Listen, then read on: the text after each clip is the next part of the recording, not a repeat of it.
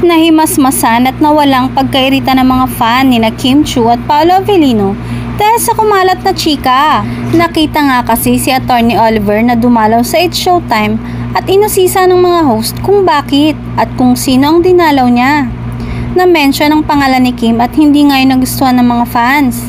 Sabi nga nila, hindi daw dapat inaalaw ng management ng ABS-CBN ang ganong chika.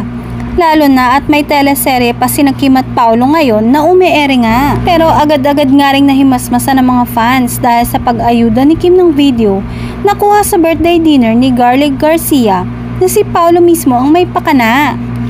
Nag-post nga si Kim sa Instagram story niya ng video na kasama si Garlic at ibang staff ng serye nila at syempre kasama nga si Paolo nakatabi niya sa table. Sa Instagram story naman ni Garlic ay makikita rin ng mga nirepost yung video ni Kim. Pero may iba pang video na ikatutuwa syempre ng mga Kim Pao fans. Advance happy birthday to you dear Kimmy and belated birthday dinner for me because we all prioritize finishing shooting What's Wrong with Secretary Kim.